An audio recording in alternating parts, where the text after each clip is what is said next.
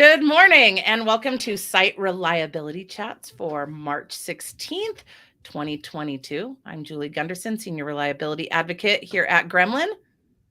And I'm Jason Yee, Director of Advocacy at Gremlin, reporting remotely today from sunny San Francisco, California, where I am at SRECon. Jason, do you want to tell us really quick, how's the conference going? The conference has been good. The interesting thing about the conference, aside from being back in person, which is amazing as we've all been under lockdown for the past couple of years, has been that they've been doing testing every day. And so every morning I get up extremely early to go down and get a rapid COVID test, in addition to having to show my proof of vaccination. But everything because of that has been wonderful. So people are wearing masks while inside, but there's very, very little concern about possibly spreading disease. So fun to be with people again and feel comfortable and feel safe. Well, Jason, I'm glad to hear that. Sad that I'm not there with you all. I'm in drizzly Idaho today, where it's been raining now for a couple of days straight. But let's kick some things off today. So I want to start out with on March 10th, actually, there was a TikTok outage. And oh my goodness, for a few hours, folks actually had to take to other social media such as Twitter or Facebook instead of going outside because TikTok did go down. TikTok did confirm that there was an outage. Remarkably, they didn't confirm it right away on Twitter, because I know you're going to ask me that, Jason. People did take to Twitter to complain. They did not actually tell us what the cause of that was, though. So who knows? But I just want to let everybody... It's all Chinese state secrets over there. Oh, it really is. But I mean, I have to tell you, I really watch a lot of TikTok now because I was this year's old when I learned X. So I'm just glad they're back up, because now I know to pour vinegar into my boiling water for my eggs to prevent the eggs from leaking out. That said, Google has some pretty big news as well. They have announced that they are going to acquire Mandiant, which is a cybersecurity or a cyber defense firm, for $23 a share or $5.4 billion in an all-cash transaction. Google, I'm a little bit jealous of your ability to do that. So this is a pretty big deal because this is actually the second largest acquisition for Google, behind the $12.5 billion deal for Motorola. Now, while this has been announced, this isn't expected to actually close until the end of the year. And for those of you wondering what Mandiant is, well, Jason and I were also wondering what Mandiant was. I'm still wondering what Mandiant is. We did spend a bit of time on their website, and here's what we have found out. They are an advantage platform that gives you the ability to detect and respond to threats. They also have managed defense, where you can amplify your team with fully managed detection. And they have consulting services. So as Jason and I liked to say, a lot of marketing buzzwords. Which is why I'm still wondering exactly what they do. According to Google, though, they did say that with the addition of Mandiant, Google Cloud will enhance their cybersecurity offerings to deliver an end-to-end security operations suite with even greater capabilities to support customers across their cloud and on-prem environments. So if anybody from Mandiant is out there watching and wants to let us know what they're doing, or if anybody else knows, let us know in the comments. But if you do that, you have to let us know without using the words dynamic threat intelligence, because that really doesn't explain anything. Now, keeping with the acquisitions, according to Engadget, European Union officials have unconditionally rubber stamped Amazon's $8.45 billion bid to buy TV studio MGM. And Jason, you have a theory as to why this is happening. So my theory is that every year we go to Amazon's AWS reInvent in Las Vegas, and the hotels are okay, depending on which hotel you stay at. MGM also owns the MGM resorts, so my theory here is they're trying to actually buy MGM for all of the properties so that they can have some fabulous hotels and spruce them up and basically have AWS reInvent in Las Vegas all year round. Well, I can tell you that I certainly would enjoy that. I mean, I always stay at the MGM anyway. But Jason, before you get too excited about Amazon owning all the hotels in Vegas for the purposes of year-round reInvent, which we should start that trending on Twitter, the FTC actually still needs to green light this. So it was a year ago, I think in July, the FTC started investigating a potential antitrust lawsuit.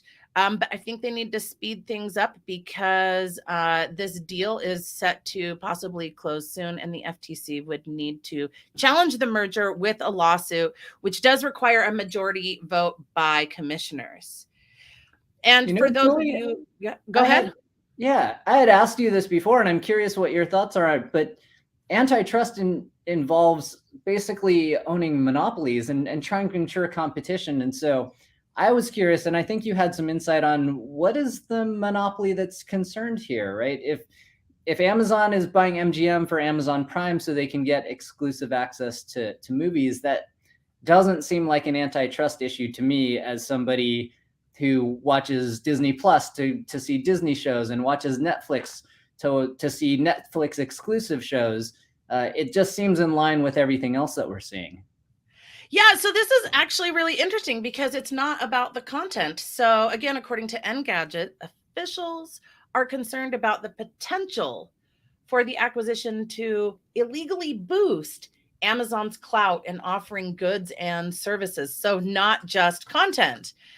So going back to kind of something you and I chatted about earlier, I guess I can have an appropriate hoodie that I can purchase to go along with whatever show I'm watching on Prime. So if I'm watching like the new James Bond, they'll sell me some martini glasses. I mean, that would be kind of amazing. And maybe, Jason, maybe you could buy those with crypto. Oh, yeah. Crypto, great news or interesting news. Polygon, which is an Ethereum-based crypto something marketplace, I think, had an issue this week. People noticed when they had not committed to the Ethereum blockchain in over 11 hours, which is unusual for somebody involved in, I guess, mining Ethereum. And so with this, Polygon noted that their issue was with Heimdall. So not knowing anything about crypto, I decided to try to go down the rabbit hole and actually see what Heimdall was. Turns out that Polygon is based on 3 blockchains. There's the Bohr blockchain, which is apparently, I think, what users interact with. That records information on Bohr, but then it uses Heimdall as a secondary blockchain to validate things, which then stores things on the Ethereum blockchain. So my theory behind all of this is Polygon's logo was often thought to be a chain link for the blockchain. But I actually think that it's an infinity symbol because it is literally blockchains all the way down. Well, Jason, and that would go with the Marvel named theming, with Heimdall being the all-seeing and all-hearing Asgardian and former guard of Asgard's Bifrost Bridge, all-seeing, going back to the Infinity logo, Infinity Wars, Endgame. Do you see that connection, Jason? It all comes together. All of that said, if you are a crypto person and actually understand any of this, please leave a comment below and tell us what the heck is going on with crypto and how it all works together. And hopefully your answer isn't that it's just blockchains all the way down, because I'd hate to actually be right. In related news on blockchains and things, NFTs are a thing, because why not add art to the blockchain? So this week, Mark Zuckerberg confirmed that NFTs are coming to Instagram because his favorite thing is to copy what's happening on Twitter, which added profiles pictures for NFTs. So apparently, I think you'll be able to do that with Instagram. For all of the other regular people like me who don't buy NFTs and have nothing to do with them other than right-clicking and saving the images, you now have an extra place to do that with Instagram. You can now right click and save NFTs without dealing with the blockchain and make fun mashups like this Bored Ape Mark Zuckerberg image that I modified. Jason, I would just like to point out that I actually paid for this image because, I was all worried that I should use an NFT and then somebody could get very angry with me and come after me for the image I found on the internet. So I applaud your courage in creating this image yourself from right clicking. So thank you for that. I also applaud your courage for actually just buying images rather than just ripping them off. Also, I have no idea who owns this Bored Ape NFT. I barely know what a Bored Ape is. If you're the owner of this NFT and you want to get super mad at us, leave a comment below and yell at me. And I don't know what else you can do. So have fun with that. Meta's been in the news a lot, though, including with GDPR, which is our next story. Meta was fined $18.6 million by the European Commission for data integrity because they violated GDPR rules. So they had a security incident in which they leaked some personal information from their users on Facebook in Ireland, Ireland being part of the EU, obviously. And so that put them in trouble with the law. Although my question is always why? If you're on Facebook, you're probably leaking plenty of public information already of your own free will in your posts. So I don't think you really lost any critical information or exposed anything. But good to know that the man is sticking it to Meta when they can. Jason, I really think it's kind of amazing that you were able to not use air quotes when talking about accidentally and leaked information. Although when we're talking about Meta, $18.6 million, that's a lot to me. I'm just going to let you know right now. I probably couldn't afford that fine. Is that really even a fine that affects them? Is that something that they, at this point, do you think they're even worried about negative press? They're not worried about congressional action. So, what? No, I mean, it's, we often call it a slap on the wrist, and I think it's even less than a slap on the wrist. It's probably a pinch me because I'm not wearing green for St. Patty's Day tomorrow. Yeah, and I think that happens. And kind of going into that and glitches and what that really means. Like, so this was a data breach, right? But actually, it's a great transition into one of the next stories that I want to talk about.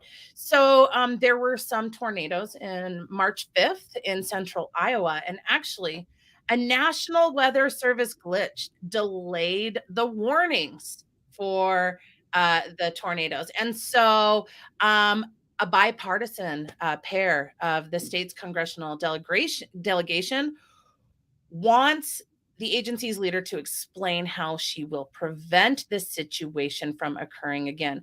The reason that I find this one particularly interesting, and I might get a little bit snarky here towards the National Weather Service and NOAA, is that this seems like something that could have potentially been preventable with maybe, I don't know, chaos engineering. Because when we look at what actually caused the delay, a satellite network got overloaded on the day of the storm. So here's what happened.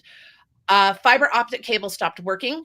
Employees in the Dallas Fort Worth office, they switched to the satellite network when that cable stopped working. So that caused the local network to go down. Then on top of that, all these meteorologists were sending messages across the network because of the impending tornadoes. So there was a lot of messages happening, and the network got bogged down, and it caused delays in sending those warnings to cell phones and also posting the warnings to the National Weather Service and to the National Weather Service website. And these delays were 2 to 7 minutes. And when we're talking about deadly tornadoes, that can make a really big difference. Now, supposedly nobody actually was injured because of this. And there were other ways that notifications were able to get out, such as over the radio, because so many people do listen to the radio. But this is not the first time that something like this has happened. As a matter of fact, it looks like they have actually been bogged down with issues since as early as 2014. But if you look at this, from March 30th, 2021, which the timing, I guess tornado season or whatnot, they also had issues due to bogged down networks. So I think that that's something really important to talk about. We talk about the reliance we all have on digital services, so Facebook or Meta is getting fined because of security related issues. Google's buying security companies, but at the same time, people aren't getting notified of potential disasters in their areas. And I think it could have been prevented, but I'm curious what you think. It's an interesting thing because satellite data is typically slow. And so one of the things that we often chat about when we talk about reliability is how do you mitigate that? And sometimes it can be, throttling and just saying that, hey, these people can't send their messages. And other times it can be increasing the bandwidth, which is obviously much harder to do when you have a satellite. Putting a new satellite in space with faster communications abilities can be difficult. I'm curious if there are some other creative workarounds, though. I mean, obviously, getting word out by radio, going old school, falling back to older, more reliable technology is a great thing. I think this is one of those things where people in government tend to not have a view on what's going on in technology. And so there's a demand for change, but there's often not the freedom to make those changes in good ways. So it'll be interesting to see how this one plays out. It will. And I tend to be less forgiving, I think, than you. We talk about how we should learn from our incidents, and we should. And because this isn't the first time that the network getting bogged down was an incident, I think that, especially when we're talking about life-saving situations, which we actually talked about last week with a hospital, the VA hospitals that couldn't access data. There are things that we need to learn moving forward when we're talking people's lives on the line. So my ability to not maybe get on TikTok and learn about the things that I didn't know until I was however old I am today is different than me getting a warning saying that there's an impending situation. So that's why I am much less forgiving than you are on this. I think for a lot of this too, it's why we talk about, we often talk about SRE and site reliability engineering, which is often more the technical side. How do we build reliable systems? And then you've got the community over in the resilience engineering space, and they're often talking about the adaptive side, the human ability to adapt and respond. And I think there's a nice meeting in the middle here of there's technology involved, but bringing those folks in and talking about, despite maybe the politics and the constraints of this, what are the human processes? What's going on the human side, especially when it comes to safety issues like tornado warnings, and how can we be adaptive in those when we may not necessarily be able to do things like updating satellites to actually improve the technology behind it. Well, and that's a good take. I do want to shift a little bit though. We talk about our heroes of the week, and these are folks that we are really excited to share news about. And we've got a special one this week. Jason, you want to talk about this? Yeah, so this one comes to us from the invasion of Ukraine by Russia. And so for those following the news, the Russians are fairly indiscriminately attacking Ukraine's infrastructure. And that doesn't just include their military capabilities. They're attacking all sorts of civilian sites as well. And one of the big things, though, is that Ukraine has a lot of cultural history and a lot of cultural artifacts and heritage. And so a lot of the stuff that's getting attacked or getting impacted is a lot of those really just culturally unique and important sites and information. And so our heroes of the week this week are the tech experts that are in the West that are helping out with the Ukraine. So there's an organization called Saving Ukrainian Cultural Heritage Online, or SUCHO for short. And they're working to actually archive a lot of the digital assets around the cultural heritage. So a lot of the information, a lot of the digital scans of documents, things like that, that are hosted within the Ukraine. So those data centers are being impacted. So they're offloading those, they're copying all of that data, they're storing them in secure locations elsewhere in the world. So always great to see when fellow tech people can get involved. And that's the beauty of the internet, right? Is being able to be connected to folks and make a difference where you can. So Sucho are our heroes for this week. The website link is on the video. If you feel inspired to help out with that action, visit their website and see what you can do to lend a hand. Thank you, Jason. I think that is really important for all of us. So again, that website is sucho.org, sucho.org. It is great when we look at who the project admins are. We've got some great project admins from all over the world. So thank you to these amazing folks who are helping preserve cultural heritage. Now, with that, Jason, I just kind of wanted to talk about some of the fun things going on with us. I have to say, Russell, I really appreciate your comment about Ghostbusters.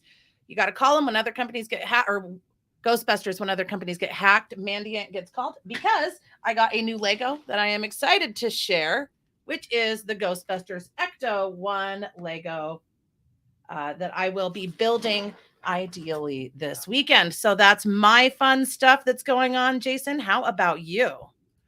Yeah, my weekend is going to be pretty chill. So I've got just today left at SRECon. If you are at SRECon, drop by the Gremlin booth, say hi. I'll be there for the rest of the day once we wrap up this. So looking forward to that. Meeting with my buddy Josh Long. So those who are in the Java community, and hopefully you listen to the Bootiful podcast, which is Josh Long's podcast about Spring Boot and other Java related things. I'll be hanging with him this evening and recording an episode of that, and then just kind of chilling for the rest of the week and into the weekend. Jason, that sounds exciting. I know that we actually have Friday off. We've got St. Patty's Day. What is that? Is today Wednesday? We've got St. Patty's Day tomorrow. So that's great. Don't forget to wear green, drink green beer. Wear green, drink green beer, maybe some Irish whiskey and yes, potatoes. Corned beef. Corned beef's the other thing. Corned beef and cabbage. That's it right there. So for that, if there are any recipes that people have for great corned beef and cabbage, throw it in the chats. Last week, we threw in some recipes for pie because Pie Day was on Monday. So we do hope that everybody had some great pie. Also, if you want to share with us what you happen to eat, do that in the comments. Beyond that, do not forget to like and subscribe to Site Reliability Chats, and actually to YouTube, to our Gremlin channel. We do go live every Wednesday at roughly 9 a.m. Pacific time, give or take a few minutes. With that, we'll see y'all next week. Thanks for joining us.